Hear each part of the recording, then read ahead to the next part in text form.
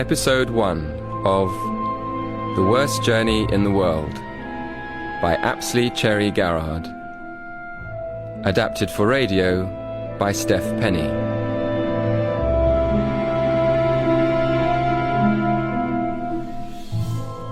Wednesday, June 22nd, 1911. Midwinter's Day, local time. Antarctica. 25 men in a wooden hut on an island in the frozen Ross Sea. The sun had disappeared beneath the horizon nearly 2 months ago. It would be another 2 months before we saw it again. We waited through constant darkness, counting the days. Now, as the highlight of our midwinter celebration, Captain Scott was about to reveal his plan for our forthcoming attempt to reach the South Pole. Between us and our goal lay 400 miles of the permanent ice shelf known as the Barrier. Then the Beardmore Glacier led 9,000 feet up to the plateau itself. Another 350 miles of marching stood between that and the pole. Silvery beams will bring love streets, we'll be cuddling soon by the silvery moon.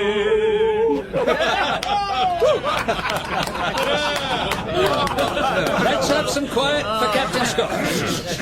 Thank you, Bill. Well, we've had a good feast and some good fun, but I know you've been waiting to hear what I'm going to say.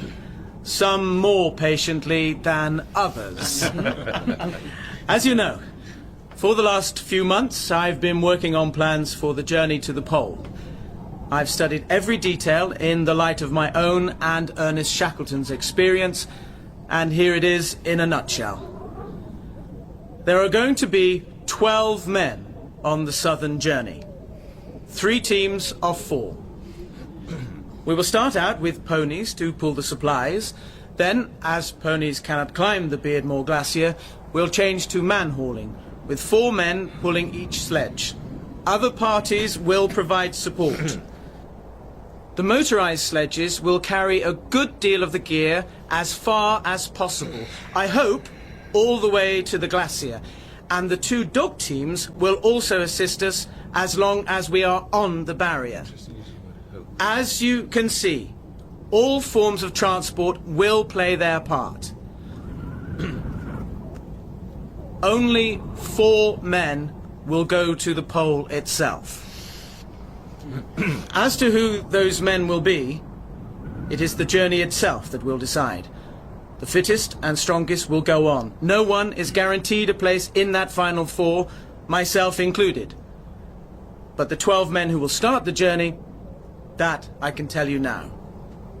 They are myself, Captain Robert Falcon-Scott, Lieutenant Teddy Evans, Dr. Bill Wilson, Captain Titus Oates, Petty Officer Taff Evans, Lieutenant Birdie Bowers, Apsley Cherry-Garrard. The relief when I heard my name was enormous. Although I had expected to be included in the list, you could never be sure. After all, in an expedition made up of hardened Navy officers like Birdie Bowers and Teddy Evans, and distinguished scientists like Bill Wilson and Silas Wright, I was a rank amateur, with no special knowledge or aptitude. Let me assure you that I'm in no way relying on them. I had already undergone a grueling winter journey with Bill and Birdie, which was far harder than any journey in summer could be. And Bill spoke warmly of my efforts. Despite the handicap of my short sight, I felt I had a decent chance of making it into the final group. I fervently hope so. And those in the support parties are, of course, as essential as the others. If any man is disappointed, let him remember all the school children who raised a few pounds to buy our sledges and ponies. Yeah. It is a team effort. We are all doing our duty for king and country. What about Amundsen? We don't want the Norskies to get there first, do we? Ah, yes, Teddy. Amundsen. What he does is out of our hands. I think the wisest, and indeed the only course, is simply to carry on as if he wasn't there. But if Amundsen's team have 100 dogs, and they're on ski, they can leave much earlier in the season than we can with the ponies, and they'll travel faster.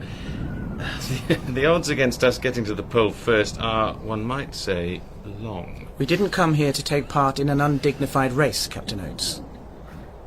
We are a major scientific expedition. Being first at the pole is only one of our goals. I think it's a splendid plan, Captain Scott. Thank you, Birdie. It'll be a finer thing by far to get to the pole under our own steam than to be dragged there by a pack of dogs. Well said, Birdie. Aye. Well said, sir. Captain Scott. Yes, Silas. What exactly do you mean when you say the dog teams will assist us? Well, we know the dogs can travel quickly over short distances, but are unreliable. So they will bring additional supplies to the barrier depots. I say, sorry to interrupt you, Con, but just take a look out of the window. No one but Bill would have dared interrupt Scott at such a time. But we all turned to look out of the window, and moments later we were outside, notwithstanding a temperature of -30. The eastern sky was massed with light, the most vivid and beautiful display of the aurora I think any of us had ever seen.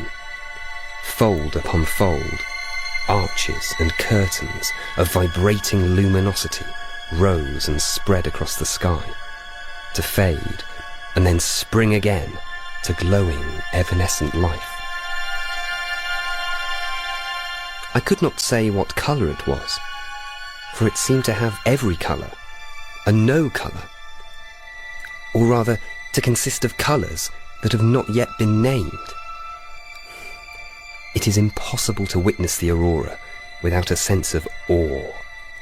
Not at its brilliance, for it is not a thing of glittering splendour, but because it suggests something wholly spiritual, something imbued with fluttering, ethereal life. We stood awestruck for some minutes before anyone could speak.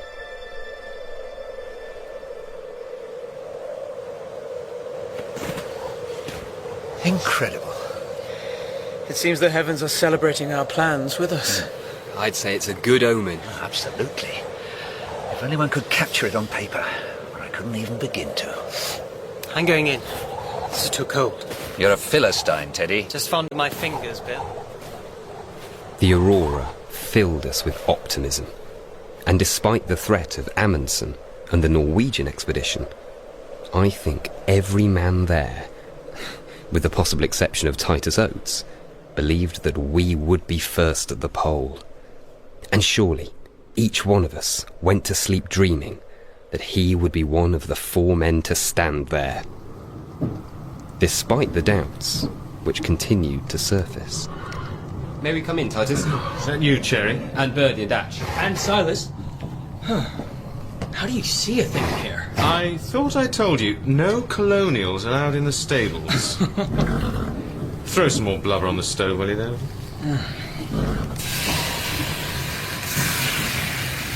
What do you think of this madness, Titus? Throwing away the fastest form of transport we have because he didn't think of it first. That's not fair. He's used dogs before, with Shackleton, and they failed. Seems pretty sensible to learn from your mistakes, if you ask me. Maybe he didn't know how to drive them. Or he just doesn't like the idea of killing them.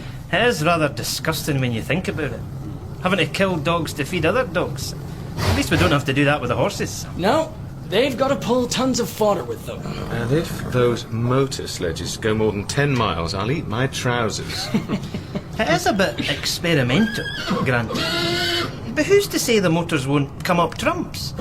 If no one took a risk, we would never make progress. I wish I had your sunny outlook, Birdie. But frankly, if the motors are half as bad as this wretched bunch of old crocs, might be best to shoot them now and save us all a lot of trouble. Wouldn't it, boy, eh? And let the Norskies win, soldier. Can't have that, can we? No, that's why I bite my tongue. Most of the time. We all rubbed along remarkably well through the long months of darkness. But I suppose my particular friends, apart from Bill, were my bunkmates. Birdie Bowers and Atch Atkinson, the expedition doctor, were both Navy men, while Titus Oates, our horse expert, was the lone representative of the army.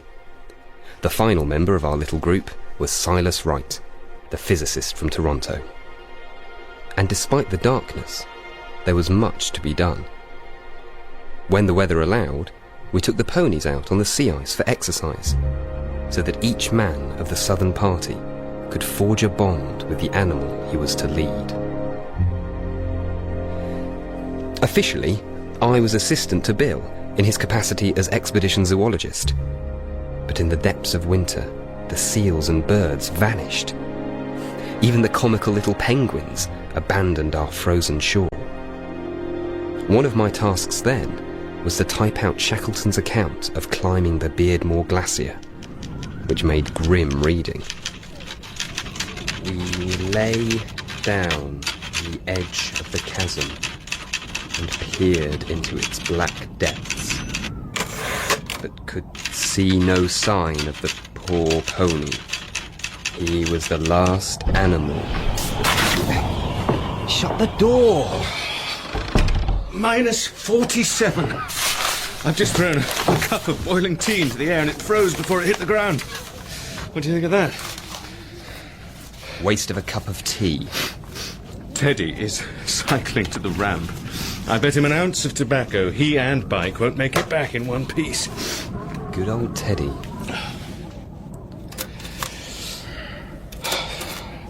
The sun will be back soon. It'll all seem very different, I imagine, in the light. Yes, I expect so. Know what I think, Cherry? I think it's you or me for the pole. Whatever makes you think that? The way Scott looks at us. Like he's sizing up racehorses before a meet. I was shocked to hear him say it, but secretly I felt the same. I knew I was one of the best sledgers in the party, and Scott seemed to like me. And for my part, despite his sensitivity and moodiness, or perhaps because of them, because I recognised the similarities with my own character, I respected him. Our second in command, on the other hand, was a very different kettle of fish. Teddy Evans was all bluster and front. Pulling stunts like the bicycle ride was typical, and at least half the hut was glad when he arrived back with a frostbitten foot. Atch, the expedition doctor, examined it. What have we here? Oh, Jesus, Mary and Joseph. It looks like an elephant's foot. I say, Ponting, you'll have to get a photograph of this. Tom, will you pass my bag? I was pedalling so hard, I thought I got away with it. There you go, Doctor. Thank you, Tom. What's going on? Another war wound? Bit of frostbite, that's all. Nothing serious. What were you doing outside in this? I went to check the temperature gauges. On a bicycle? Yes. You're a damn fool, Teddy. I expect the officers to set a better example. How the hell can you expect the ratings to look after themselves if their superiors cannot? I'm sorry, sir. Won't happen again. You bloody well think not.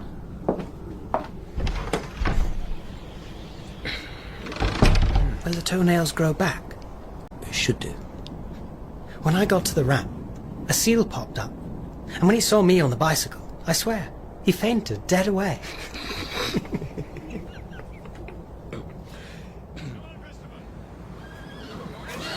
Captain Scott, could I have a word? Hello, Cherry. How's Michael? He looks fit. Enjoying being outside again, aren't you, boy? I must say their condition gives me real hope. When we lost those ponies last summer, I thought the pole was beyond our grasp. Much credit goes to Titus, I think. Yes. You see, the thing is, you know I've been learning navigation. Well, trying to learn it. Good idea, yes. That's just it. I know I need to do it, but I've been having difficulties. Maths was never my strong suit, and I'm afraid I just can't get it. This book here, Teddy showed me some problems, and I'm ever so sorry, Captain Scott. I don't think I can do it. What's this? Oh, good heavens, man. This is advanced stuff. I never meant you to learn more than basic principles, and I doubt there's one chance in 100 you'll ever have to use them. I do like you, Cherry. You take everything so seriously. So it's all right. I can still go. Of course. Concentrate on old Michael here. Getting the ponies fit. That's the key to it all. Yes. Thank you, Captain Scott. Thank you. Often, the darkness of the Antarctic winter is not complete.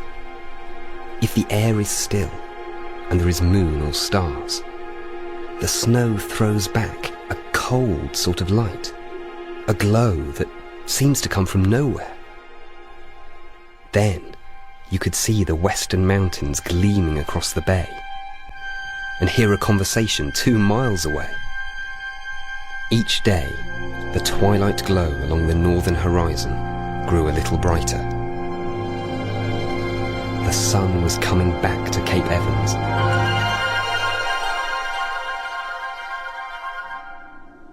Preparations were coming together as every aspect of the plan, the gear and the rations was checked and rechecked and tested to see if it could be improved. Birdie, our quartermaster, spent weeks weighing out bags of biscuit, butter, tea and pemmican, which Bill in particular found hard to stomach. Too much butter is impossible to eat, no matter how hungry you are. True. I'm going to get my fur mittens. Shall I get yours? I'll come in. I want my sketchbook. It is insupportable that you continue to undermine my authority like this. Fail to see, sir, what point this eastern trip has. Lieutenant Evans, we are a scientific expedition. But you are not taking a single step. I think I'll walk up to the ramp. I'll join you.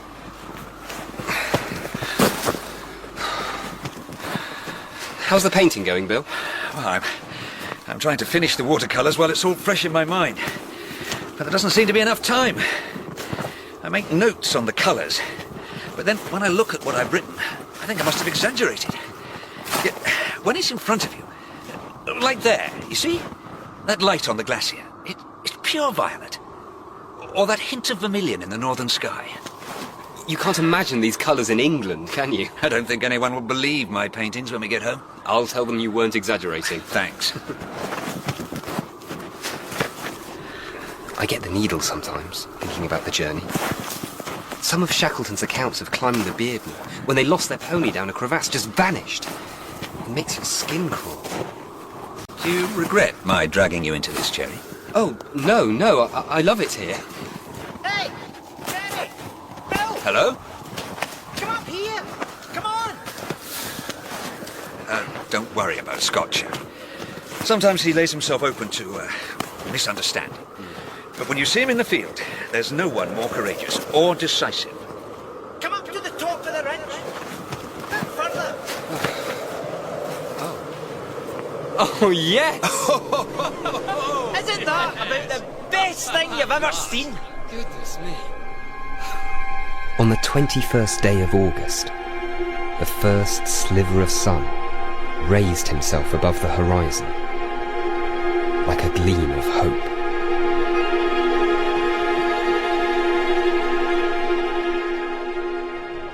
Well, this is it. The beginning of our journey to the South Pole. I know that our months of preparation have not been in vain. We have the best equipment, the best animals, and, of course, the best men. Nothing deserving of success has been left undone. And so, good luck, Teddy. See you at 82 degrees. Bridges!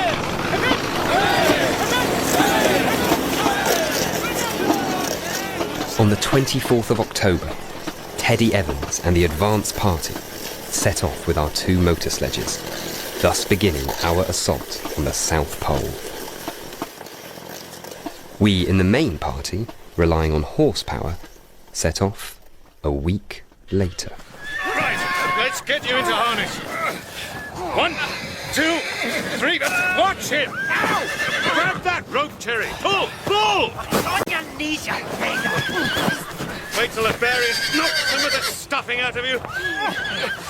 Now, quick! There we go. Easy.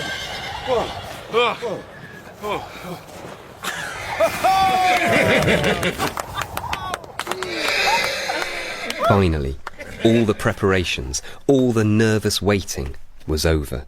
We were on our way. The sun shone on our departure, and the barrier stretched out to the south before us. A white, sparkling plain, as flat as the sea on which it lay.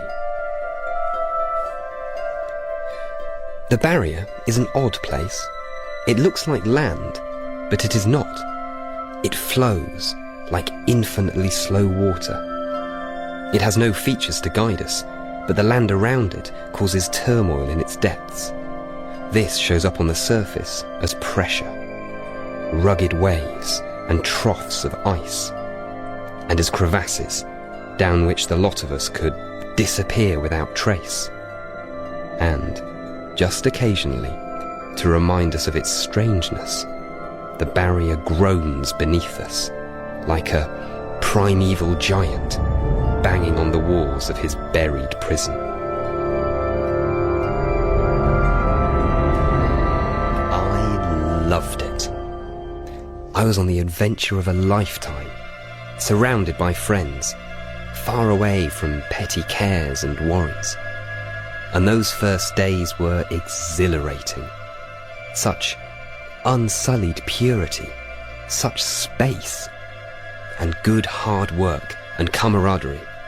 It was all I had ever wished for. We marched at night to let the ponies rest when the sun was at its warmest. But the summer light never left us. Even at midnight, we sat on our sledges and basked in the sun, looking over to where the western mountains glittered above the clouds.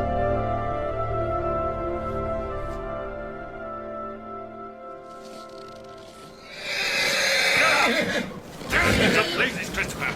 Come back here! I'll teach you to bite me! Titus, lunch is ready. Chris has kicked over his sledge again. I swear, Bertie, this horse is a demon in disguise. I'm going to have to march without lunch. It takes too bloody long to get him harnessed again. You think he'd be too tired to lark around?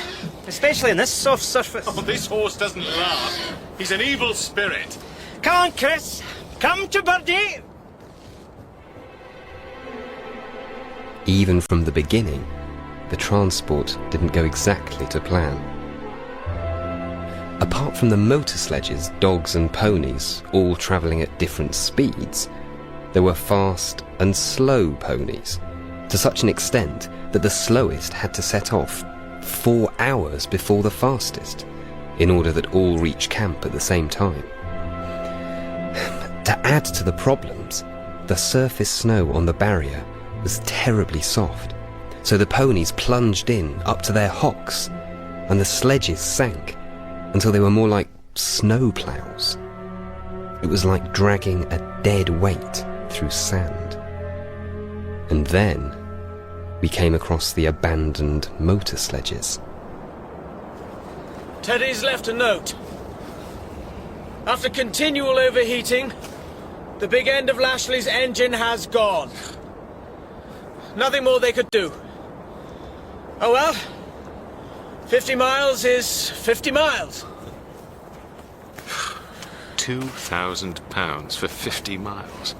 And the dogs cost what? 30 shillings a head? Someone should buy him a shilling book on transport. Yeah.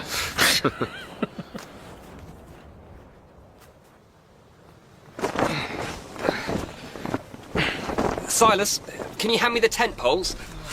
Here, this crust is like glass.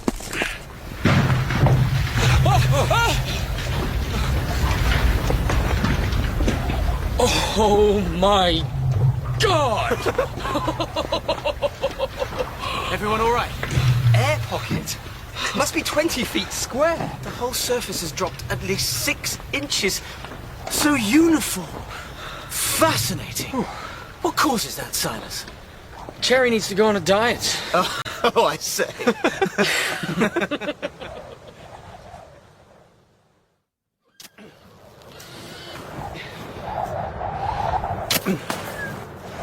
Titus, a word, if you don't mind. Need to get some shelter built for the ponies. Birdie thinks it's going to come on to blow. Yes. Well, I'm not happy with our mileages. It's taken us 15 days to come this far. That's less than 10 miles a day. We simply have to do better. Captain Scott, that's as fast as the ponies can go in these conditions. And they're losing weight quicker than they should. So, what can we do? The ponies can't go any faster, and they never will. That Chinaman must be 20 years old if he's a day. And Jihu's a windsucker and has spavins. I can't believe he's come this far already. What about redistributing the weights again? There must be something. You may redistribute weights if you will, but only by leaving half the gear behind will you induce these crocs to go any faster. The time to do something about it was last summer, when... I am asking what we can do with the horses now, Captain Oates. What ifs have no place here. I was brought onto this expedition in part, I assume, for my expertise with horses. But I fail to see why you bring a horse expert if you will not listen to his advice. I am the leader of this expedition, Captain. I make the decisions. You do not question them!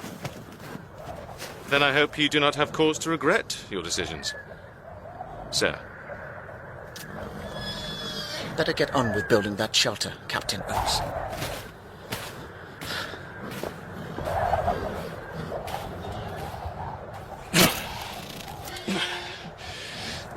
Damn fool.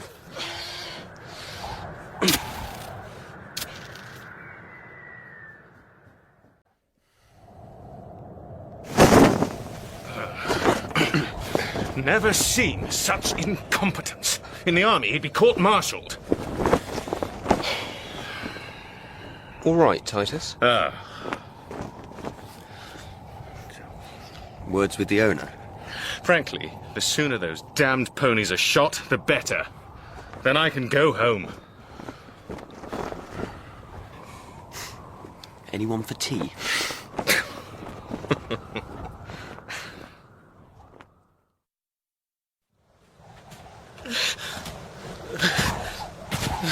Con? Are you all right? What can I do, Bill? I hate having to argue, but he is downright rude. I think he feels that you blame him for the deficiencies of the horses, and since he didn't bite... I don't blame him, not at all, but he questions my decisions, and that I can't bear. Someone has to lead. That is my duty. God knows it's no picnic. I'm sorry, Bill. I don't mean to complain. No need to apologise. Look, Titus will be all right. Do you want me to have a word? No. No. I'm sure we will come to an understanding.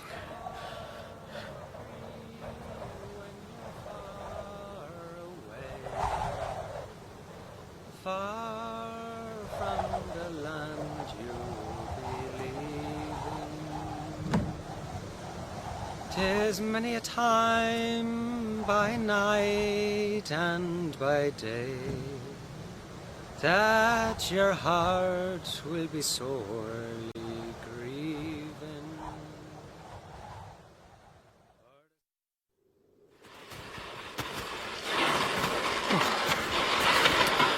Cherry, how are you going? Well, thank you, Bill. The sky's marvellous today, isn't it? Yes. It's never the same, hour to hour. That parahelion earlier. It almost made me weep that I couldn't sit down and sketch it. But there'll be more. Look over there. See, above the clouds. I think that must be Mount Markham. Oh, yes. And the mountain beyond, there. Even bigger, what's that? Oh, I don't think that one's got a name. It's possible no one's ever set eyes on it before. Perhaps that'll be Mount Cherry. Mount Cherry. Mount Cherry.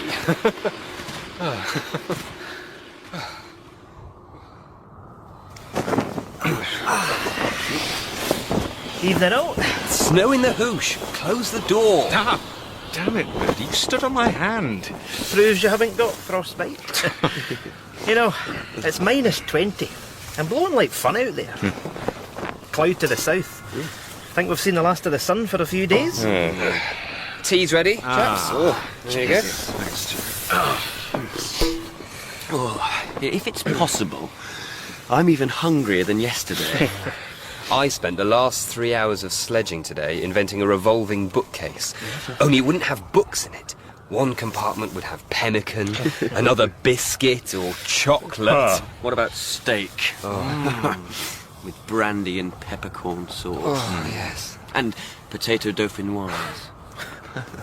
How about a bottle of Chateau Margaux? I was thinking about pickled herring. Hey, you know what my ambition is when I get home? To be fat.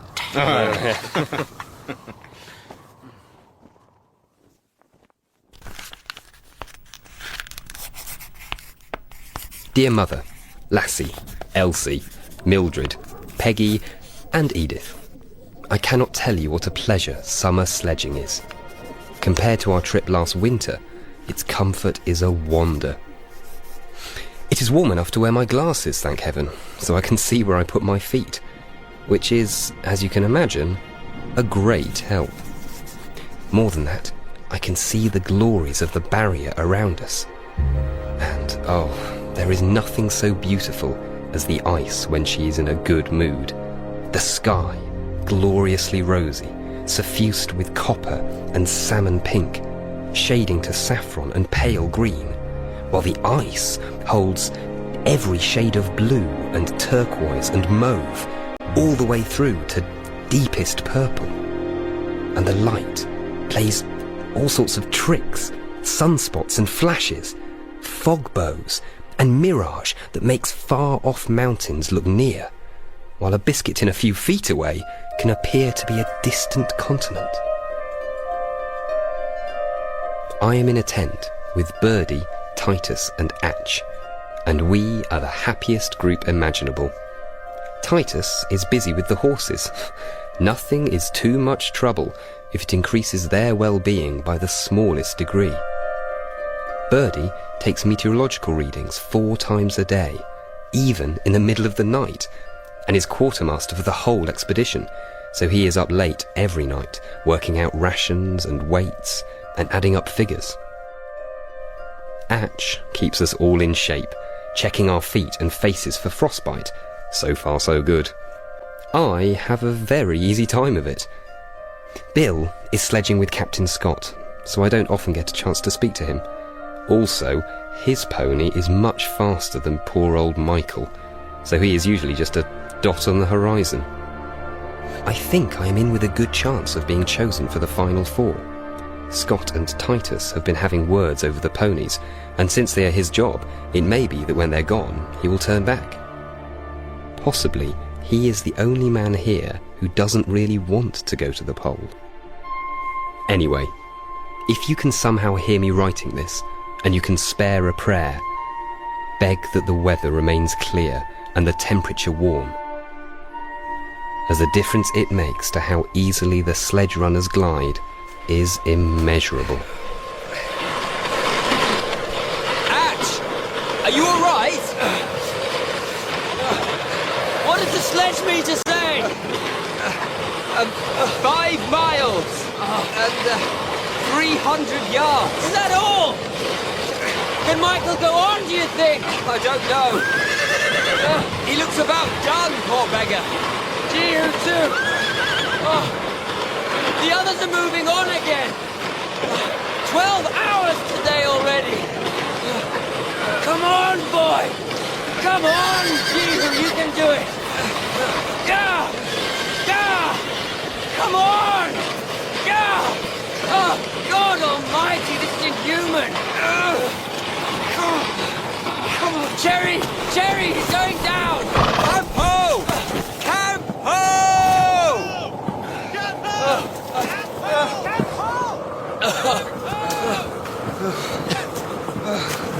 Someone's coming. I think it's Scott. Have you tried everything? Yes. I think it's over. Please, God. Poor old thing. He's done well. As the weather got worse, the weaker ponies dropped in their tracks. Titus! Titus learnt to dread the call. Is it Jehu? Yes. He's had it, I'm afraid.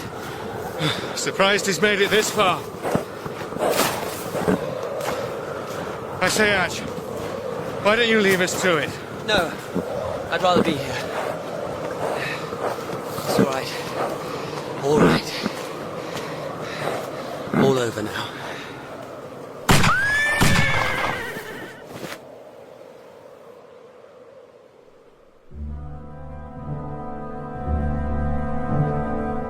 My own pony, Michael, was growing thin and listless, his bones jutting through his coat.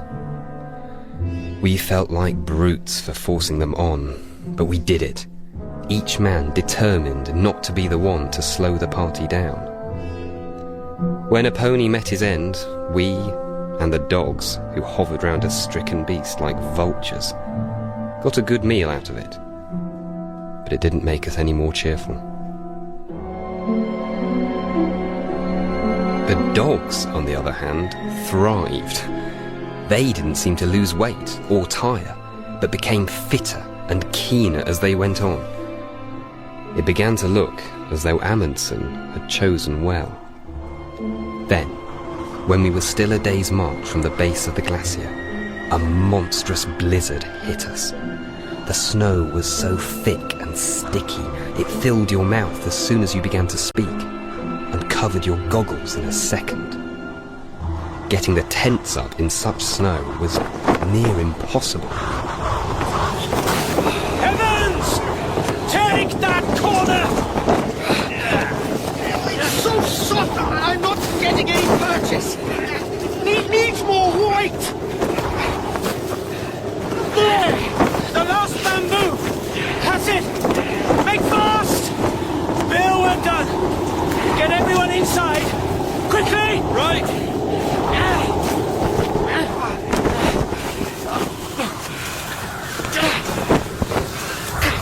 Even the matches are soaking.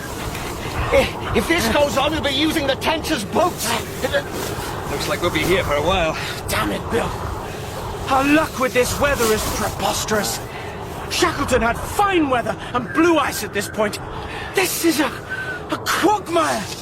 We are 6 days behind his dates. The ground sheet's pegged in, sir. But the snow is melting fast. Better sweep it out before we're awash. Aye, aye, sir. It makes you wonder. Is it widespread, this bad weather? Or are we toiling away while others romp along in the sunshine? May I come in? Yes. Come in, Birdie, come in. I'd have thought that warm temperatures could be such a curse, eh? There's only pony fodder for one more day.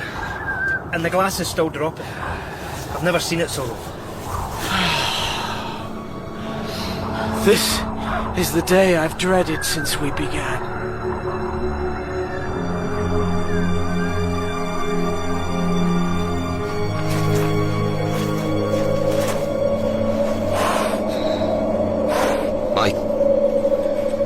You old trooper. I'll take him, Cherry. Come on, old man. Titus is ready for you.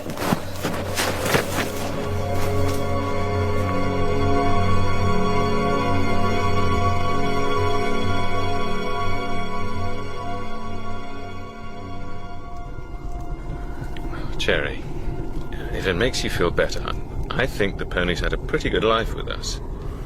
A year of good feeding, certainly better than they were used to. A few weeks' work on full rations, and a painless end. I just don't see how you can call that cruel. I don't. It's just such a rotten business. The owner's taking it pretty hard too. He hates to see animals suffer. Here you go. Oh, God, that smells good. I tell you, I'm going to enjoy eating Christopher far more than I enjoyed leading him. It's a relief in some ways. I mean, now it's just us and our muscles against the land. I don't care about Amundsen. It'll be a much finer thing to get there by good old British grit. Here, here. Excuse me, gentlemen. What is it, Crean? Dr. Wilson wonders if he could have a word with you, Dr. Atkinson. Yes, of course. I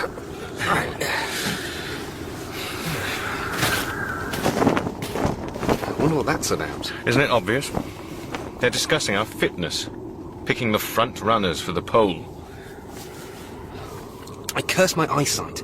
I wish I didn't have to wear these confounded spectacles. Cherry, you're one of the strongest sledges we have, and what's more, the owner likes you. When it comes to the final four, I think it'll be political. He's got to think about how it will look. He's bound to take at least one member of the ratings. Probably Taff Evans, since he was on the Discovery trip. Come to that, he may want a representative of the army. No, old chap. Now the ponies are dead, my job is over. And I can't say I'm desperate to spend 3 months in a tent with our beloved leader. You know, he makes them leave the tent to piss, even in a blizzard. Let alone... He doesn't make anyone do that. But that's what they do. Damn it. I don't know if it's worse knowing or not knowing what they're saying. Don't think about it. It's out of our hands anyway.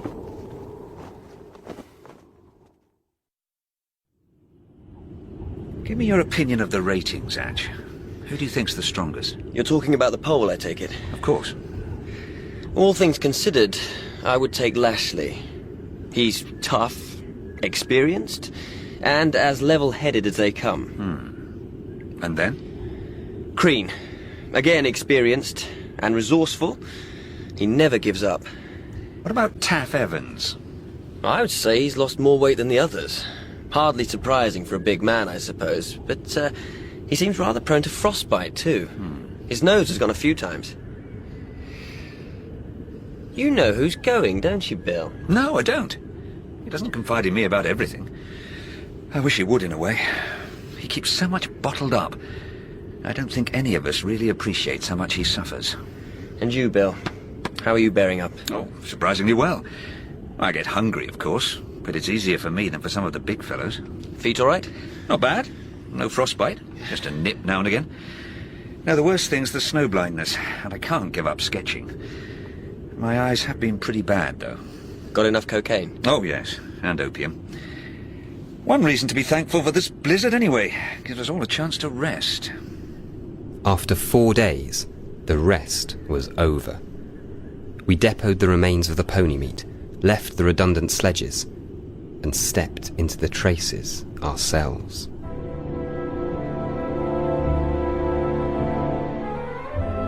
It's a peculiar thing, harnessing yourself up to be a beast of burden. The harness goes over your shoulders, the wide sledging band round your middle. 2 men in front, 2 behind. The loaded sledge weighs 600 pounds, 150 pounds a man. When it stops, the runners freeze into the snow, so you have to give it a good few jerks to break free. 1, 2, 3! It squeezes the life out of you. Bad enough on level ground, but when you're pulling your load up a steep slope of blue ice, and your crampons get no purchase, and you can't stop because the whole sledge would slide backwards and take you with it, and you can't let up for a single moment because your sledge mates would feel it and know you weren't pulling your weight, then you know what man-hauling is. This was the heart of the expedition, and in some ways it felt like the real beginning. There were to be no more picnics in the sun. Everyone was aware that from now on, Scott was watching our every move, assessing our strengths, checking for signs of physical or mental weakness. I was determined not to show any, not to complain, no matter how exhausted I was. We'll make the top of that ridge before we stop. And Scott tested us, pulling up the glacier 10, 12, 14 hours a day. He himself was remarkable. The oldest man there, he never seemed to tire, always pushing on, seeking out the best route, always wanting to top one more crest of steep, slippery ice before stopping. And we couldn't pull all our gear. We had to relay it, pulling half of it for a mile or so, unloading, then going back for the rest. We covered every part of that route 3 times. The Beardmore Glacier is 100 miles long. It felt like 1,000.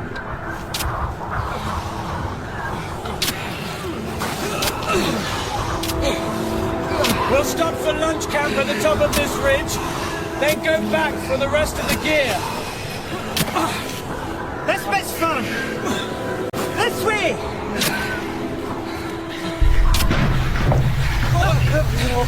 Jesus, Mary and Joseph! All right, it's just the ice shifting. Let's keep going. 1, 2, 3.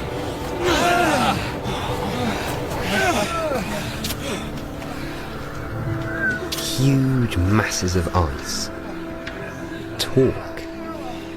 I don't know how else to describe it. From afar, a glacier looks still, pure, eternal. Yet close to, it grumbles and growls, shifts and shrugs. We knew we were tiny, insignificant specks crawling on the skin of a gigantic beast, trying not to anger it. And then we encountered the thing I dreaded most, crevasses. Some huge chasms that sank to fathomless depths, bigger than Regent Street. Some a few feet deep and narrow enough to step over. And some we never saw at all. Crevasse to the right! Crevasse to the right! Stop! Stop! He's gone in! My God! Who's that? Who's gone? A screen! Hell! It just vanished! Careful! Careful! We need a bowline! Bertie, where's that rope? What's the edge? It's crumbling. There he is! I see him! Tom Crean had fallen through a snow bridge that 4 men had just crossed without knowing what lay beneath their feet. He dangled from the ropes that held him to the sledge, spinning, above black depths that made your stomach turn over to look at them. It was his 33rd birthday. Crean! Are you all right? Yes! Sir! Hang on! We'll have you out in no time. Oh my God. There's no bottom to it at all. Here's the bowline! Tuff, you take this. Teddy, got it. Ready? Lower. Put your foot in the loop, Tom. We'll pull you up. All right. He's got it. Here we go. On again. Oh, damn, he's heavy. He's coming up. That's it. One more.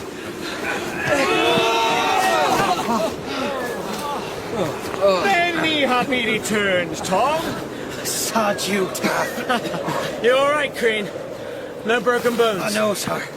Just a bit nipped around the middle. You gave us a nasty turn there for a moment. I gave myself a bit of a nasty turn too, sir. What a birthday present. Hey, Tom? If you say so. Had to pull him up. Too scared to tell his wife I'd lost him on a crevasse. That'd be my last day in life.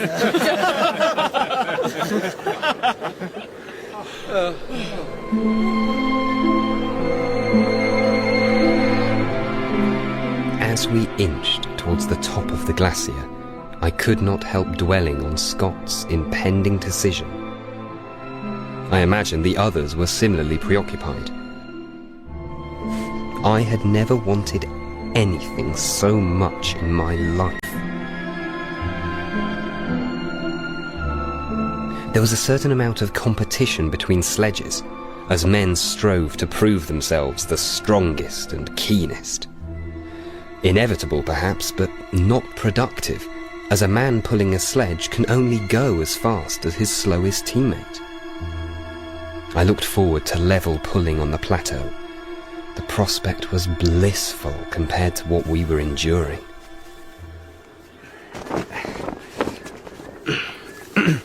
Oh, hello, Cherry.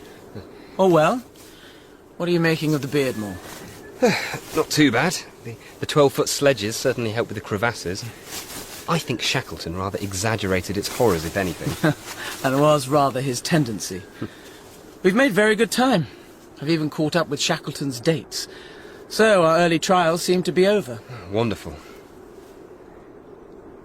I came to say I finished In Memoriam, if you would like it. Oh, Cherry, how kind.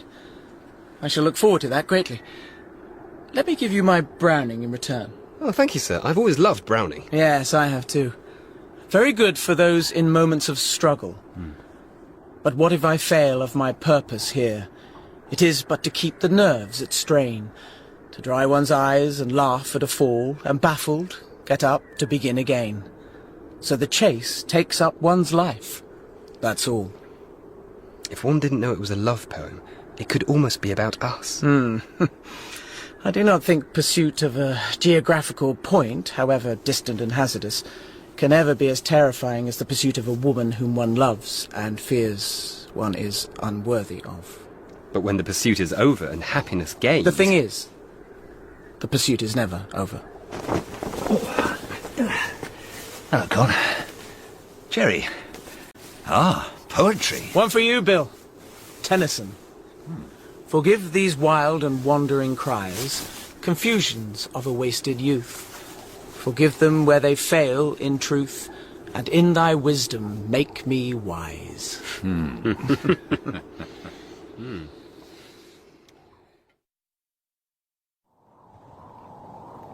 What's the reading, Atch?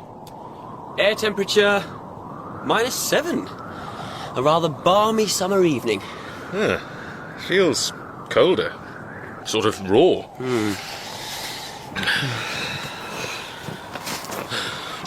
Been meaning to ask you, soldier. Huh? How's that leg of yours? Legs, fine. It's my feet. They've been cold and wet for the last month.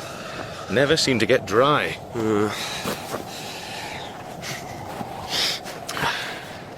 If you got the nod from the owner, would you go on? Of course. Would be quite an honour for the 6th Inniskillings, wouldn't it? You want me to take a look at your feet? Oh, don't think there's much you can do, Atch.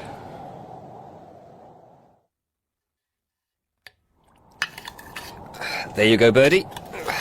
Hoosh a la cherry.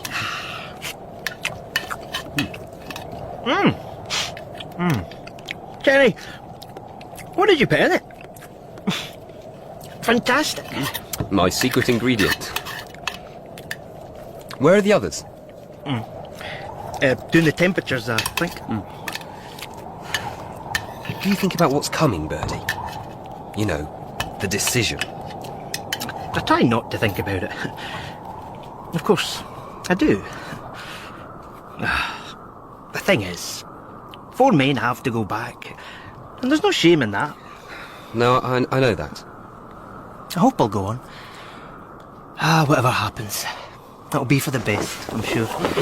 Chaps. There you go. Oh, I'm starving, thanks. Capital.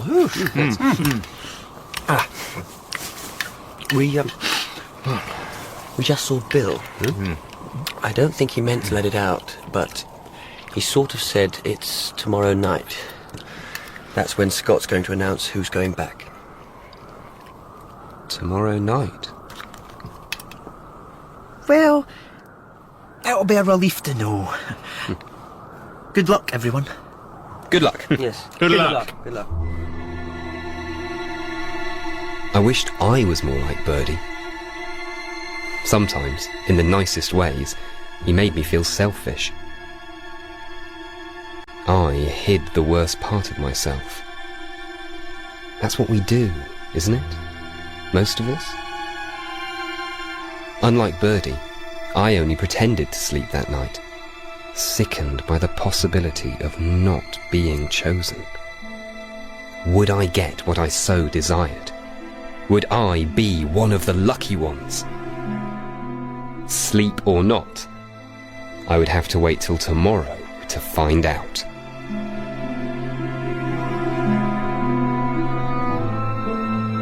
In Episode 1 of The Worst Journey in the World, Cherry was played by Matt Green, Scott by John McAndrew, and Atch by Carl Prekop. Titus Oates was played by Mark Meadows, Birdie by Peter Callahan, and Silas by Simon Lee Phillips. Bill was played by Richard Mitchley, Crean by Jack Reynolds, and Taff Evans by Hugh Davis. Other parts were played by members of the cast. The music was composed by Will Gregory and performed by the BBC National Orchestra of Wales. The Worst Journey in the World by Apsley Cherry-Garrard was adapted by Steph Penny and directed in Wales by Kate McCall.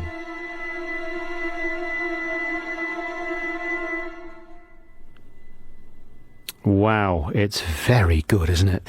And you can hear their fate in part 2 of The Worst Journey in the World tomorrow at the same time. The Comedy Club on BBC Radio 4 Extra.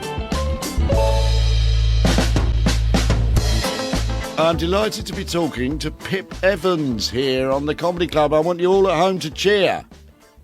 Look, that bloke in Middlesbrough weren't doing it. Never mind. Pippa, how are you? I'm very well, Arthur Smith. I'm just in the middle of trying to remember my show. So I've written my show now, so that's great. That's a tick, start. pretty good. And now I'm just in the middle of trying to remember it, which gets harder every year, trying to remember things. You started as a character comic, did you? Well, I started as me. Oh, you did start as and you. Then I started doing characters as well as me, and then I got bored of it. You sang songs in it as well. Yeah, didn't you? musical comedy. That's my thing. So I do songs on the Now show on Radio 4 and stuff.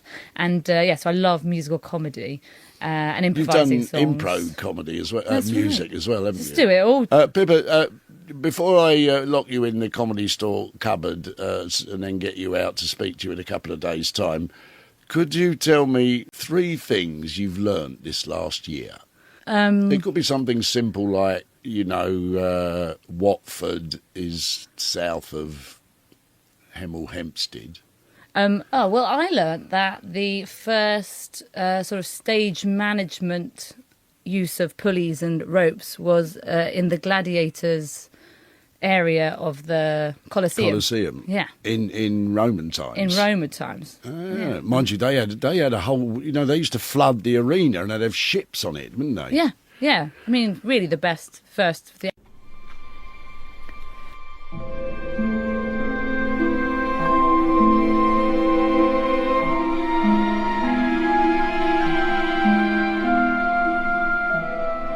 Thursday, December 21st. 1911. Midsummer's Day, local time. The final 12 men of the British Antarctic expedition, of which I was one, stood at last at the head of the Beardmore Glacier. Ahead of us lay the plateau and our prize, the South Pole. After 2 months of hard marching, Captain Scott was due to tell 4 of us to turn back. Who would be in the returning party, and who would be chosen to go on? Today, we would discover our fate. Episode 2 of The Worst Journey in the World by Apsley Cherry-Garrard. Adapted for radio by Steph Penny.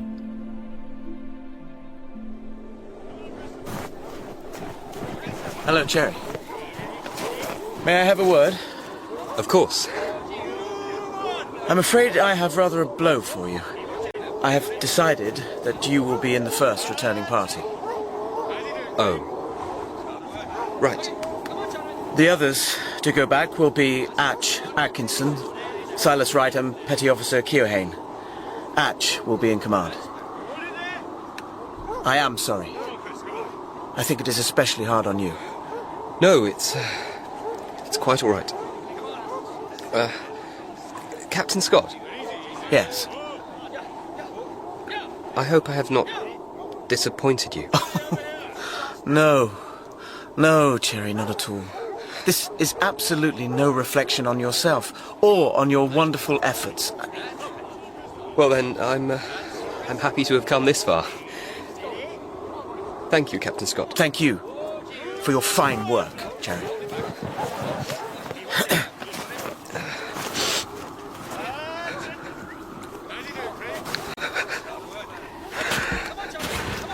Cherry, old man, are you all right? Yes, of course. Right as rain. I am sorry. Was it my eyesight? No, I don't think so. I think it was a toss-up whether you or Titus would go on, and things being close, it's a case of seniores priores, you know. Well, I'm sure Captain Oates will help him more than I could. The owner's fearfully cut up about it. Said he could see you'd been pulling your guts out for him. Well, that's good anyway. Silas will be disappointed. Yes, he is rather. That he's taking on Teddy Evans instead of me is preposterous. He spends 7/8 of every day going easy, and only puts his back into it when he knows Scott is watching. Teddy is second in command. I'm not sure Scott had a choice about it. Of course he had a choice. I wish I'd pushed him down a crevasse when I had the chance. I must say, I'm a bit surprised about Titus. He doesn't really want to go on. I think his old leg wound is troubling him. The next day, we had the mournful task of a full day's further march south. 12 hours hard labour over a mass of badly crevassed ice. All the harder for knowing we were going to retrace our footsteps the very next day. We'll move Silas's bag onto my sledge. Yours will strap on here, Titus. That's everything. I must say, Ash, this is the last thing I expected. At least you don't have the ponies to contend with now. Now we're up here. It's such a great white nothing. We march into a pall of murk, and when we stop at night, it's exactly the same as where we started from that morning. Seems the pole will be the same. Nothing to tell it from any other point on this godforsaken plateau. Not quite like finding the source of the Nile. Not quite. But I'm sure I'll come back in the second returning party. I'm more done than any of the others, except Teddy, perhaps. And he's man-hauled twice as far as the rest of us. But what's keeping me going now is the thought of Christmas Day and a decent meal for once. Caramels and plum pudding. And 2 pipes of tobacco. I'd better go back and check on our sledge. Birdie's been repacking for hours. Now, I wish you all the luck. Anyway, good for you. Good for me. I doubt it.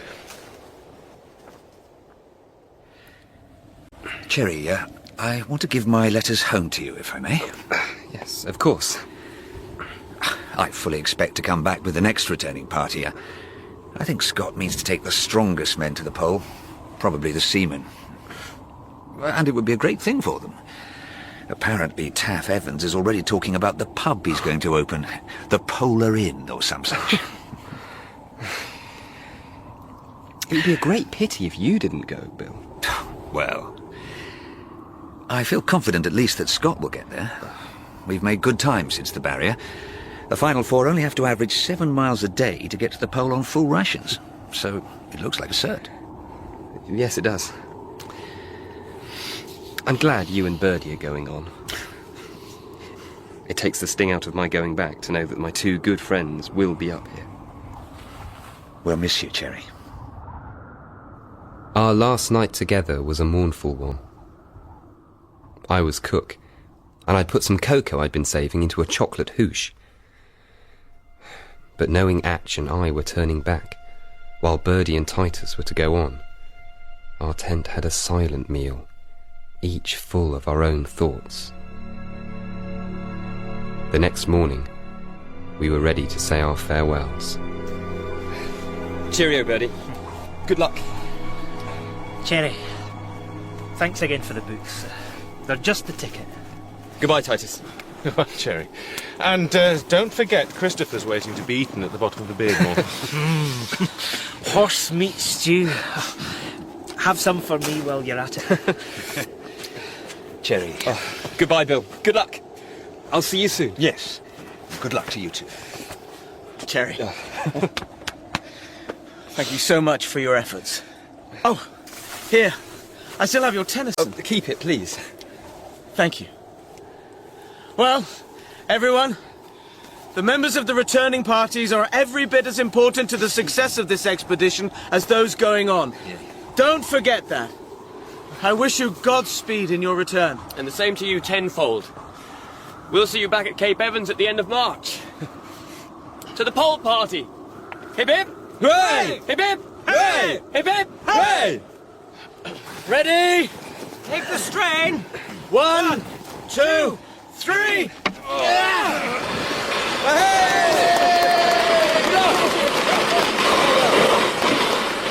My dream of going to the South Pole over.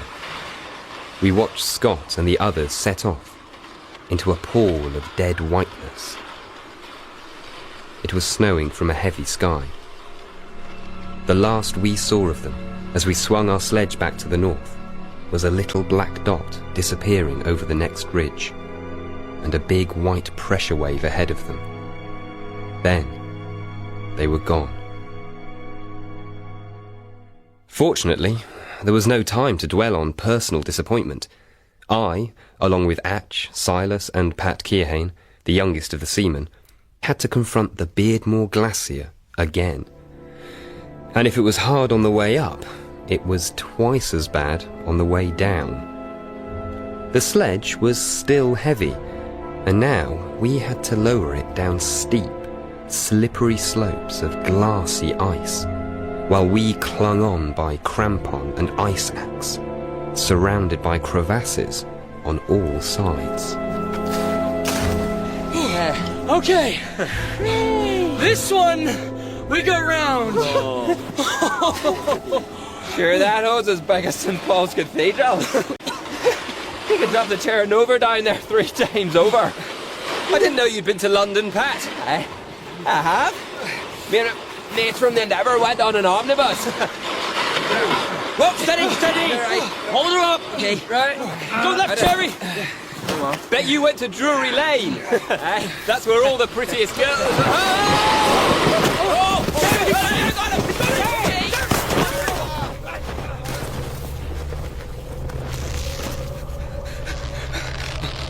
Oh, God. Don't look down.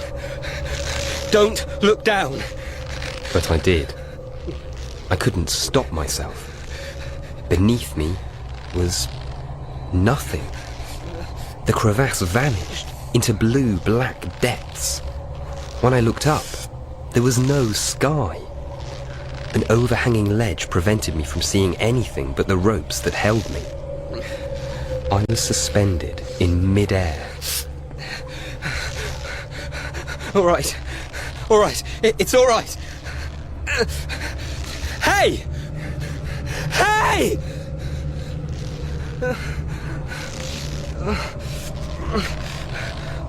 What would Bill do? Study the ice. Be scientific. Observe. I tried to look closer. Down below was a sort of navy blue shading to black. Around me, the ice was grey, or silver, but there was also turquoise and a pale coppery green, like a slice of agate. I saw a rock caught in clear ice on its own, as if frozen forever in the act of falling. Then I saw myself trapped in ice just like the rock, becoming part of the glacier, unchanging, undecaying. I thought I would pass out. I have never felt so helpless. Stop spinning! Stop spinning! Terry, hang on! We're lowering a bowline! Coming down now! Oh, about bloody time! When you see the rope, put your foot in the loop. You see it? I can't reach it there!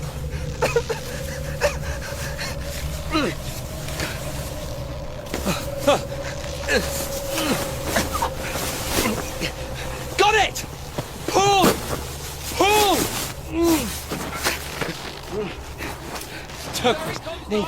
I can say I'm heaved! Heave! One more time! Take my hand, Jerry! Took your time getting that rope down, didn't you? Atch got his harness stuck under the sledge. Couldn't move an inch. I thought the sledge would go down and all. Are you all right, Jerry? Right as rain. Wonderful colours down there. Yes, bit of a jolt, I dare say. Are you all right, Cherry? I'd like to get another couple of miles done before we rest. Fine. After 14-hour days, lowering the sledge down the ice falls, it could take up to an hour to find a patch of level snow big enough to pitch the tent. There were crevasses everywhere. Sometimes I awoke in the night and found myself holding my breath, fearing that the slightest movement would plunge us into the abyss. We made snail's progress, and after 4 days we had to reduce our rations, not knowing how long it would take to reach the next depot. Dividing up the biscuit ration brought out the worst in us. Now, are we all agreed that these pieces are equal? That's a bit bigger than that one. No, I don't think so. Yes, it is. All right if I cut here? No. That's a bit more. Come on. Yes, there. Right. It's fine. Here you are. We ate ravenously, scraping our mugs for every last morsel. One more day must get us to the depot, surely. Even if we are a little off to the west, we should see it. I must say, I'd feel a little easier if we had some food in hand. All very well having less weight to pull, but well, you know you've only got 1 day's food left. We'll find it, sir. Don't you worry. Yeah. Yes, of course we will. I think we had our fair share of bad luck on the way out. You know, I'm not so envious of the others going on now. Not when you realise what the return journey is like. Funny how we all thought coming back was going to be a cinch. Even when we were clear of the glacier, we had the greatest difficulty in finding our outward tracks in the thick weather. We had to find a better way of marking the depots than with a single flag on a bamboo cane. Too often, drifting snow had covered our tracks, and we had to stop constantly and take readings, a near impossible task when there is neither sun nor visible landmarks. Cairn Ho! Cairn Ho! There she blows! At last! I can almost taste the horse meat.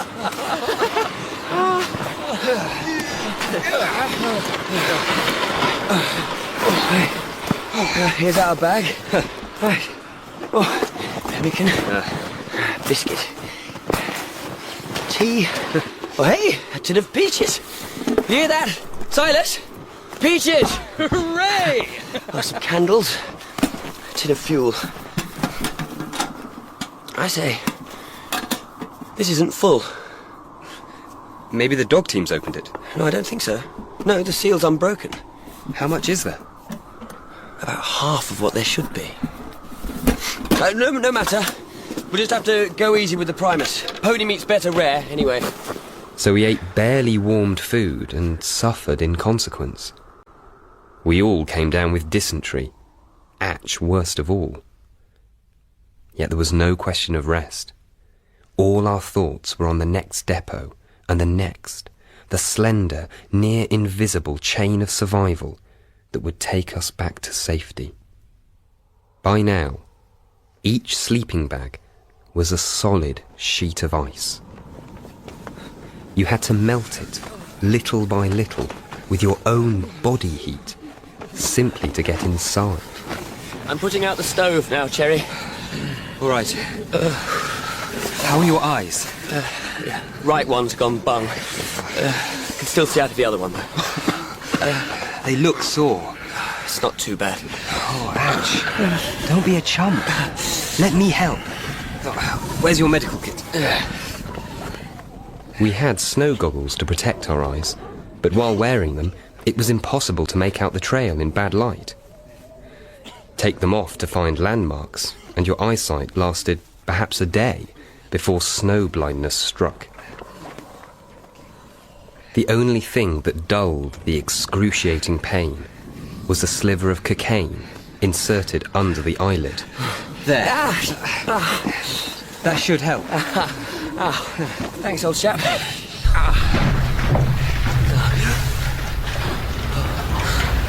Bloody hell!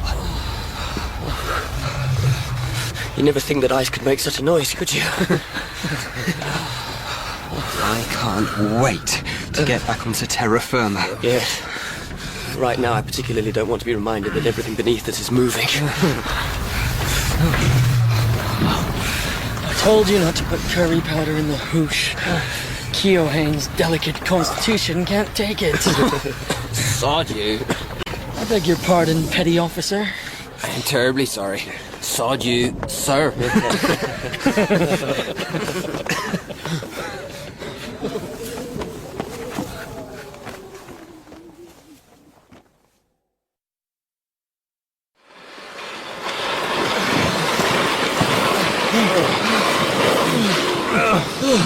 Stop! Stop pulling! What is it? Can you see the can? I think we've gone too far east! But we passed tracks this morning! I wish I could see a damn thing! It's like walking through milk! Atch! You shouldn't be pulling. We'll manage. You just walk by the sledge. I think we should get to 1 ton depot before we slack off! It's not slacking! He's ill! Jerry, I'm all right! If 1 ton was laid where it was supposed to be, we wouldn't be in this mess! In desperation, we turned on each other. One source of disagreement was Captain Scott's decision, the year before, to lay our main food depot, 1 ton, 30 miles short of the planned 80 degrees south. I did not think it really mattered at the time. But now, with Atch weak and ill, and food running short, I wondered if he hadn't been right. But our luck held. That evening, we raised the depot, and when we did, there was food in plenty. No pemmican for me, Silas. I better stick to biscuit for the time being. All right if we divide yours up between us? Yes, of course. I wonder how the others are getting on. I wonder who went to the pole. They must be on their way back now. We should have got there, when? Last week? Yes. By the end of January, anyway. Birdie told me he always wanted to go to the pole. Well, one pole or the other. You know, when he was a boy, he wrote a letter to an Eskimo. Dear Eskimo, please tell me about your land. I want to go there someday. It won't be long until we find out who he picked for the final 4. The second returning party can't be far behind. I have thought they might catch us up, since we've been so slow. But food eaten turned slowly into miles done. And on the 29th of January, 1912, we walked back into the hut at Cape Evans. It was like walking into a different world One we had almost forgotten existed, where solid walls came between you and the weather, and food and fuel were abundant, and there were sounds other than wind and snow. Sit still, Cherry. Dmitri, stay away until I've finished with him. Just a couple more. There we go. The photographer, Ponting, made us sit for portraits, bearded, hollow-eyed, our clothes in rags. Excellent. A real wild man of the South. All right, take him away and make him look presentable. Come, Mr. Cherry. I do your hair good. So, you're glad to be back? I'll say. Ow! Sorry. It's very naughty. Naughty? Lot of knots. Oh, yes. Well, no barber shops out on the barrier. What is barbs? Oh, never mind. Ow! Careful! Best of all, the mail was in, and we devoured letters from home. My mother, bless her, sent me an 18-gallon cask of sherry and 30 scarves. You still reading that letter, Cherry? 52 pages. Good heavens. What's in it? Blow-by-blow account of parliamentary proceedings? My sister's wedding.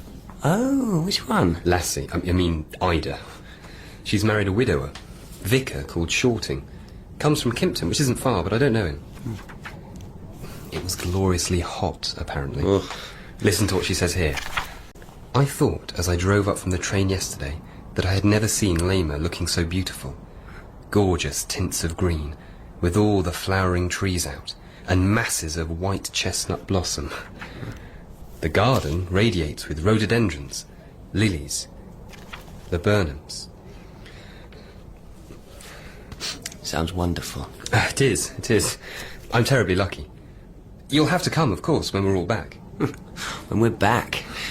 How strange that seems now. I know.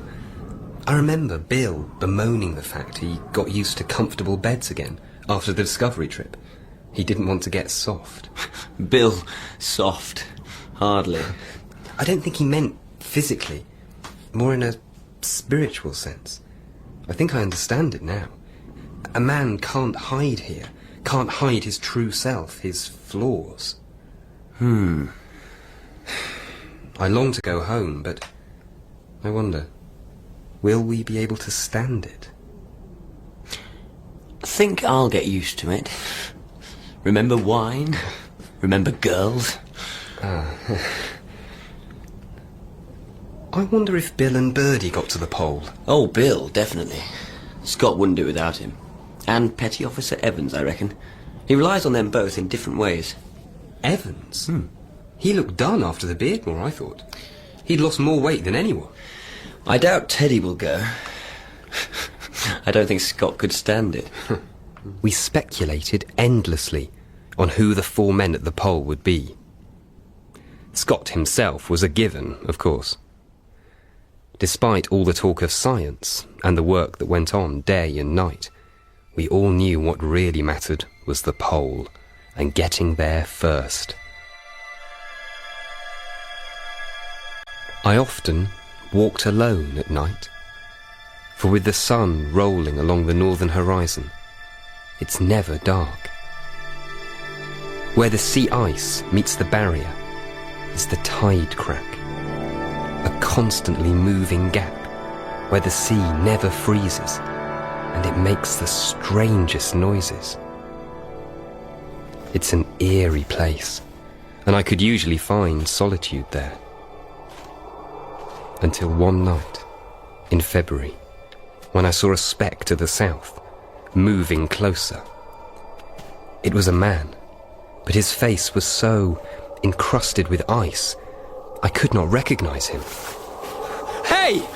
Who is it? Hey! Who is it? Tom Crean.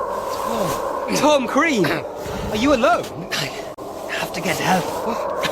Mr. Evans. Good God, what happened? Scurvy. Got to help him. Come on, let's get you inside.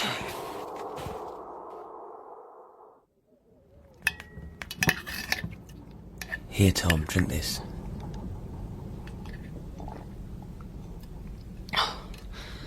Thank you. There's nothing we can do until the blizzard goes. Then we won't waste a moment, I promise. How long did it take you to come back? We left them on the 4th of January. What's the date now? February the 19th. So, who else is at Corner Camp? Just Lash and Teddy Evans. No one else? What happened? Only 3 of us turned back. Captain Scott took 4 men with him to the pole. 5 men? But the tents sleep 4. And the stores, everything is packed for 4. How could he do that? Why? As far as I understood, he thought that the extra man would give him more pulling power. So Birdie and Bill both got to the pole? And Taff Evans. And Titus Oates. They only had 160 miles to go. They'll have made it all right. Of the second returning party, Teddy Evans in command of Tom Crean and William Lashley, Teddy had collapsed with scurvy. Crean left him with Lashley at the last camp on the barrier and, alone, had walked 35 miles in 18 hours to get help. He had no shelter, equipment or food. Nothing but a piece of chocolate in his pocket. Anything more to eat, Tom? No, I'm all right, Doctor. I'm just worried about Mr. Evans. He was bleeding from his nose and mouth and his eyes. He was still trying to pull the sledge.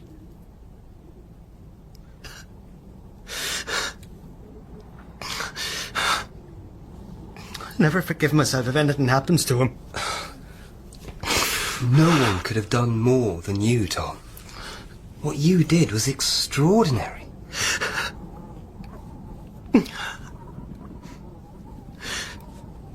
That is our job, though, isn't it? To look after you all. I did not know how to reply to him. I had no idea that they, the ratings, thought of us in that way. Tom was a morose figure, until Atch and Dimitri brought Lashley and Teddy back. Teddy was tied to a dog sled, still alive, although barely. When the ship came back for its final farewell, he would be invalided home. One thing remained clear. More food had to be taken to 1 Ton depot to see the final 5 men safely home. With other officers busy with the scientific program, it fell to me to undertake this journey. Okay, so 2 boxes cheese, 1 butter, 1 cocoa, 1 bag pemmican, 2 bags candles, 3 candle brackets, 3 cans of oil, 1 cake. You'll be all right, won't you, Cherry? Oh, of course. I think so. Dimitri will take care of the dogs. You just have to get there and depot the food. If the pole party arrives, you will hurry their report back in time to catch the ship. And if they don't arrive? You'll have to decide what to do. We don't really expect them to reach 1 Ton until mid-March, so it's not a relief mission. The most important thing is not to risk the dogs. Scott was most particular about that. Atch was now senior officer, as well as the only medical man. So I did not want to burden him with my worries, which were many. I could not navigate. I did not know how to drive dogs. And in the worsening weather and low autumn temperatures on the barrier, I could not wear my glasses. And then, it was my first journey in command. For the first time, there was no higher authority than myself. Here's their mail from home. Very important. We set off to cross the barrier once again. Only now it was autumn. The weather was terrible, but it's astonishing what dogs can achieve in such conditions. We reached One Ton on the 3rd of March to find that the pole party had not yet arrived. It was intensely cold, and soon after our arrival, a blizzard blew up, making travel further south, for the time being, impossible. As the temperature fell, lying in our bags became something to dread rather than look forward to. It made me wonder about the others. We, at least, could keep warm, building up the cairn over the depot. Mr. Cherry, there is no dog food here at all. I look everywhere. What we do? I don't know. Take over here for a minute.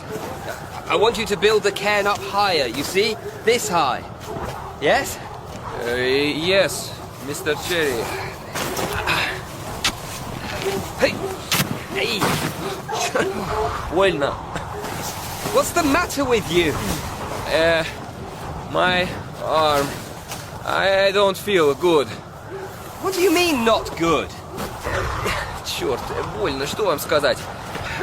I can't lift. It's pain. Oh, for God's sake, I'll do it. Give it to me.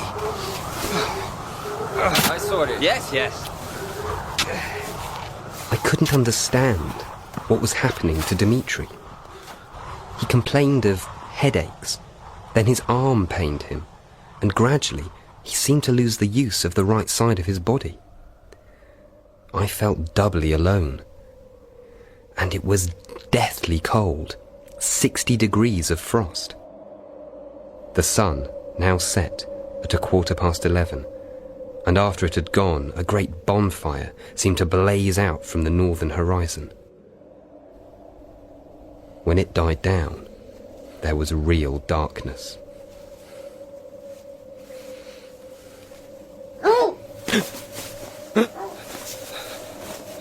What? What? Dmitri, did you hear that?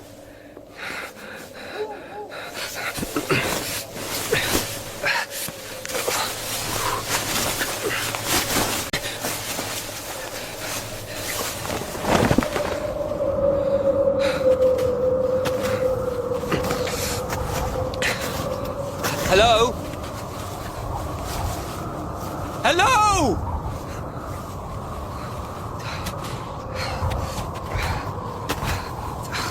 Can't see a thing. Damn glasses. Had I dreamt it? I thought I heard voices. And then, when I came outside, I was sure there was a dark speck against the greyness to the south. I strained to see as far as I could, then walked towards it. Then it vanished. Where were they? Surely they could have been here by now. Suddenly, I was seized with panic. What shall I do? Oh my God! I don't know what to do! I should go back and look for them. Should I? Where the hell are you? There was hardly any food for the dogs, so the only way to go further south was if we killed them and fed them to each other. I knew for certain Scott wouldn't want that. And Dmitri was right about one thing. If we went on, visibility was so poor, we could easily miss them. Dimitri's ill. I can't take him on. It's just not feasible. They talk about the barrier silence, but I heard voices out there where there couldn't be voices.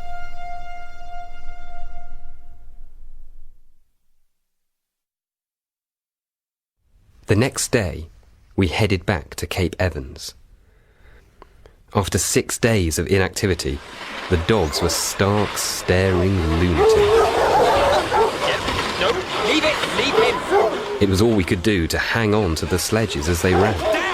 Down, you devil!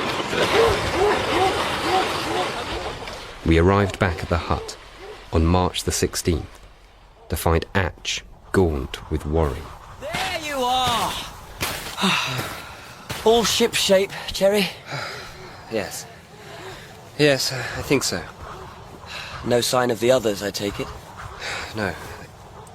No, not in yet. It blizzed for 4 days, so we had to sit it out.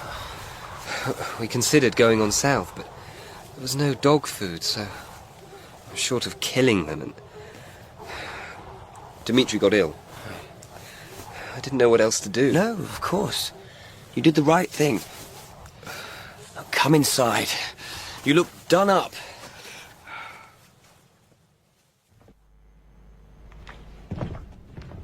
I don't understand it, Atch. Dimitri seems perfectly all right now, but when we were out there, he said he was ill. He complained he couldn't move his arm. Said he fainted a couple of times. Said he fainted? You didn't see it? No. Well, I don't know. How can you claim to be so ill, then recover in an instant when you get home? I had to do all the packing on the way back. He just sat on the sledge and told me what I was doing wrong. On top of everything else. And the worry about what to do. Come. You're done in. It's been an anxious time. I'm sorry, Atch. No, not at all. Nothing to worry about. You've done splendidly. Come and have some cocoa. Despite Atch's kind words, his face was haggard with anxiety. I'm sure mine was the same. Where was the polar party?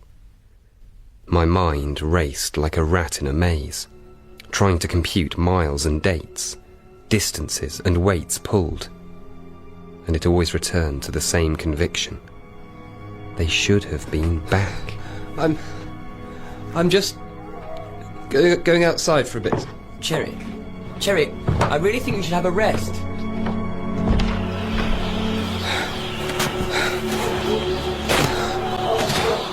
What's that? Who's there? Cherry! Who are you?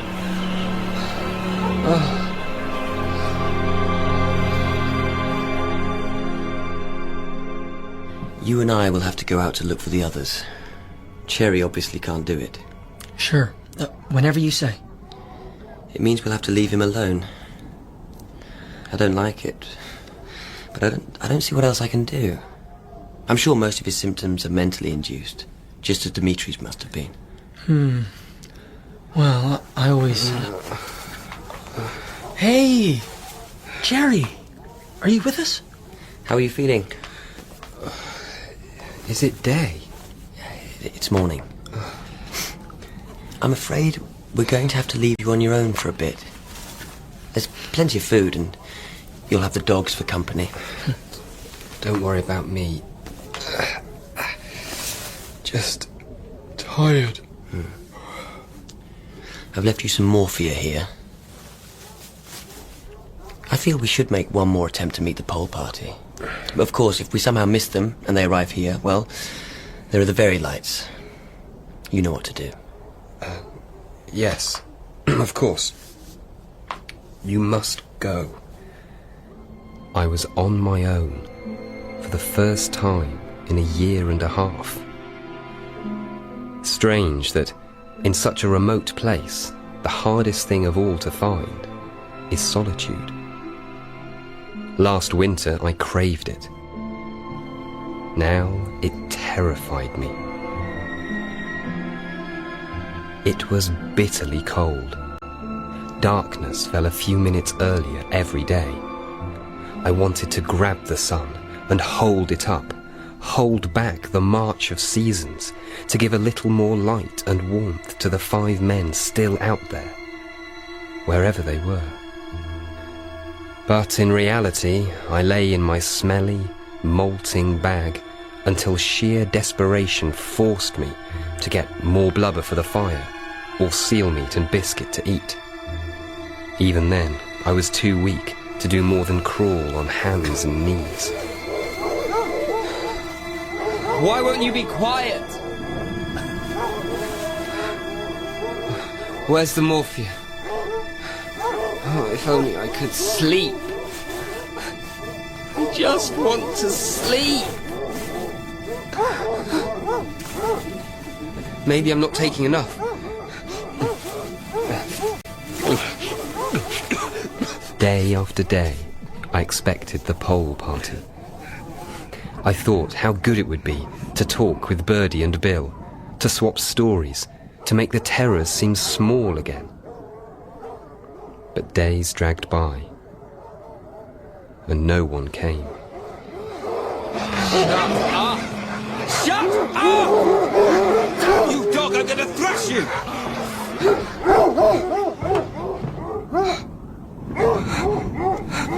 My God! They're here! They're here!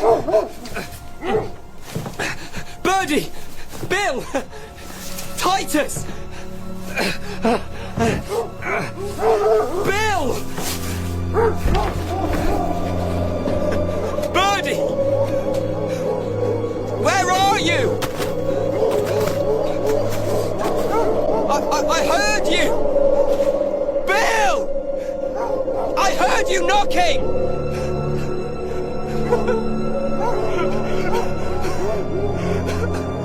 Bill! Where are you? Where are you? I heard you! Why did you not? Why did you not? You weren't there!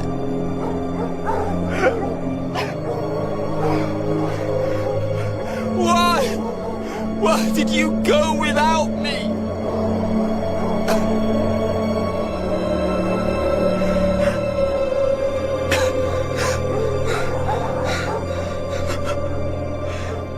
You're not coming back, are you?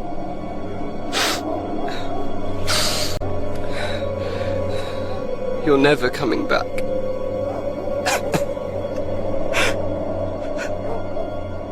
2 days later, Atch and Silas returned. I did not tell them about the knock at the door. Among all the strange things I heard in that place, that one, I know, was not a hallucination. I suppose we were all thinking the same thing, but none of us knew how to say it. Pass the salt, would you, Cherry? Thank you. You did right to turn back. 2 men couldn't have gone on in such conditions. It was never less than -40. To go further south in this would serve no purpose. I know, but it's... Damn this business! It is... what, the 4th of April? Winter is almost upon us. Much as it pains me to say this, I am morally certain that the pole party has perished. I've gone over dates and distances 1,000 times in my head. I do not see how they can have failed to get back by now. Which leaves the eventuality that something must have happened to them. Do you agree? Yes. I ask you because the sun will soon disappear. We must make provision for another winter. I think we have to face facts. In all probability, the pole party will never get back. I do not see that there is any more that we can do.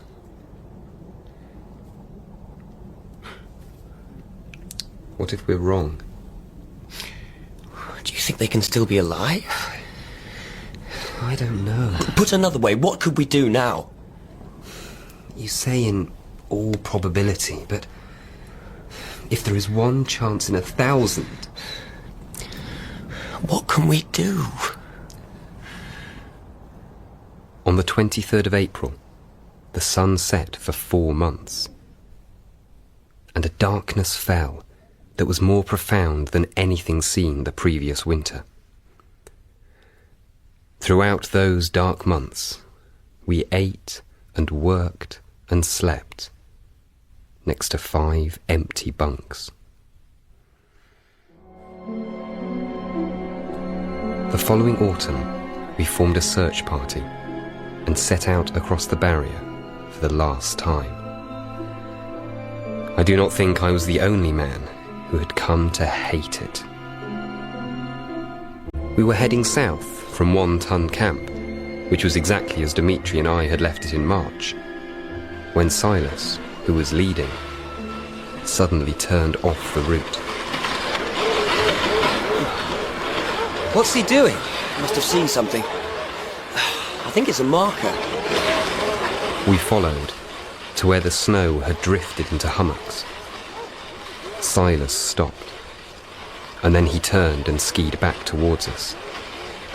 And from his face, Silas? we knew. What is it? It's the tent. 11 miles from One Ton Camp, where I had waited for them in March. The tent. Heavy snow had almost hidden it from view. Just the bamboo was visible. I'm going to go inside. Cherry, will you come with me?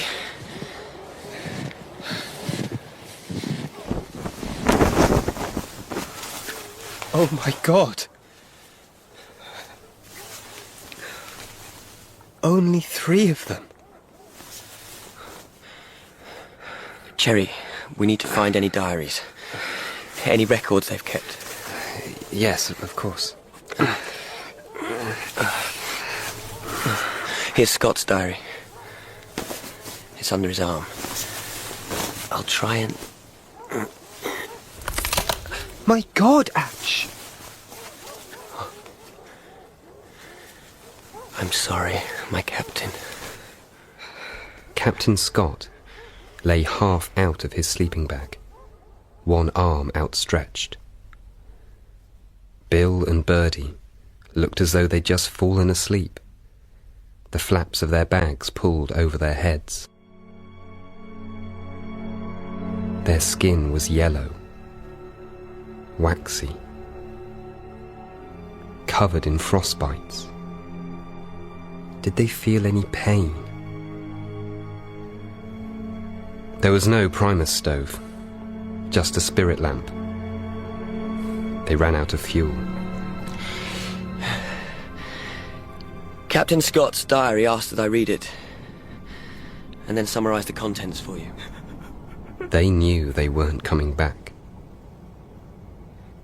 They had all written farewell letters to their families, and Scott had written obsessively letters, diary entries, and a message to the public that brought tears to our eyes when Atch finally read it to us. Of the hardihood, endurance, and courage of my companions which would have stirred the heart of every Englishman.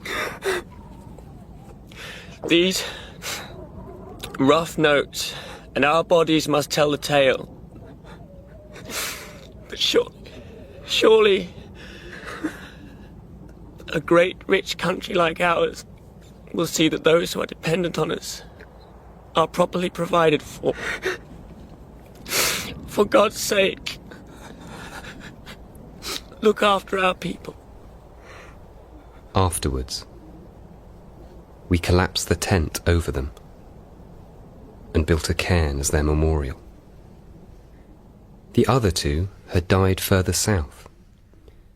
Taff Evans collapsed after a head injury on the Beardmore, and Titus Oates had crawled out into a blizzard on his 32nd birthday, when he felt his crippling frostbite was destroying his companions' chances of survival. It didn't save them. Scott, Bill and Birdie made their last camp on the 19th of March. A blizzard prevented them from going any further, And there, they died.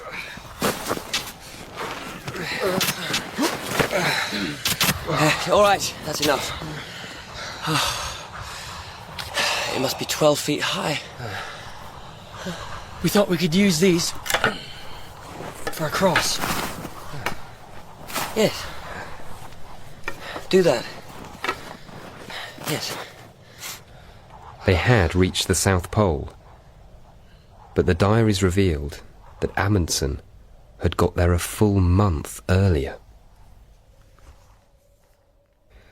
I thought about how much I had longed to be chosen. In the toss-up between Titus and me, Titus had lost. No, we all lost. I tried to tell myself that they did not fail, that in every way that really mattered, they were a wonderful success. But the truth is, they were good men who died avoidable deaths. Had 1 Ton Camp been laid as planned, they would have reached it, and they would not have died. Had Scott stuck to his plan and taken only 4 men to the pole, they probably would not have died. It is also possible that had I gone on a few miles south from 1 Ton and depoted food and fuel, they might have found it, and who knows, those 3 might have survived. Atch tells me not to think like that I had no way of knowing. But that is something I have to live with. Come on, old man. Time to get going. Yes, I know. Bill had my copy of Tennyson still with him in his bag. As I stood in the tent to say goodbye, I picked it up and looked at his face. Unlike the others, he looked peaceful, as though he did not mind giving up his life for another man's ambition. I left it beside him, along with the better part of myself, under a cairn of Antarctic snow and a wooden cross made of skis. By next winter, all trace of them will be obliterated. They will become part of this continent of ice, eternally silent, unchanging, frozen forever in the act of striving. And as they came second, who will even remember them?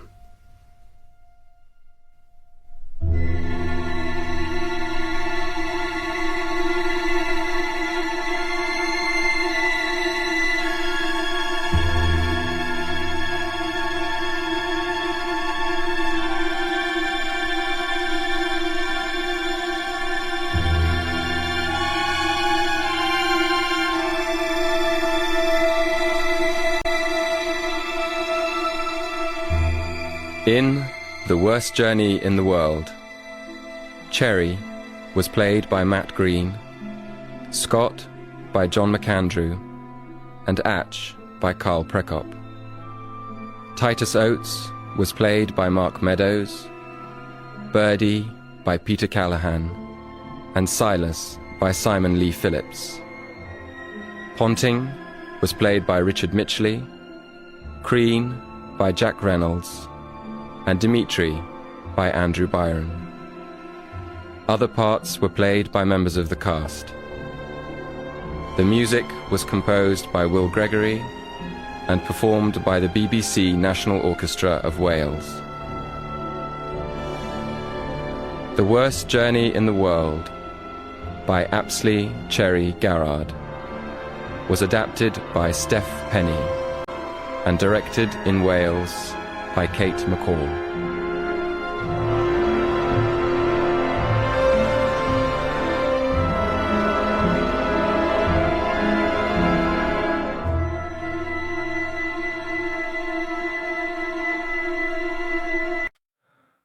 This world is endless,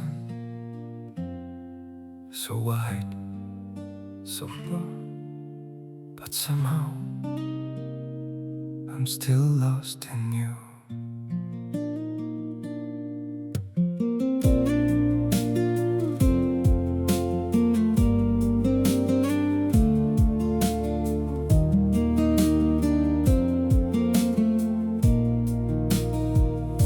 The streets are full of moving shadows, countless places I could go. City shining, people passing, yet I still feel so alone. Every road keeps leading nowhere, every sky feels cold and blue. In this world so vast and open, I'm still lost in missing you. The world is wide, so wide before me, but I keep losing my way. Somewhere in the endless distance, your memory makes me stay. The world moves on without us, but my heart remains untrue. For no matter where these feet may wander, I'm still lost in missing you. I have tried to outrun silence, tried to leave your ghost behind, but your name still echoes softly through the corners of my mind. The world is wide, so wide before me, but I keep losing my way. Somewhere in the endless distance, your memory makes me stay. The world moves on without us, but my heart remains untrue. For no matter where these feet may wander, I'm still lost in missing you. Maybe someday I'll stop searching for your face in every crowd, but until that day, this broken heart will keep calling your name out. The world is wide, so wide before me, but I keep losing my way. Somewhere in the endless distance,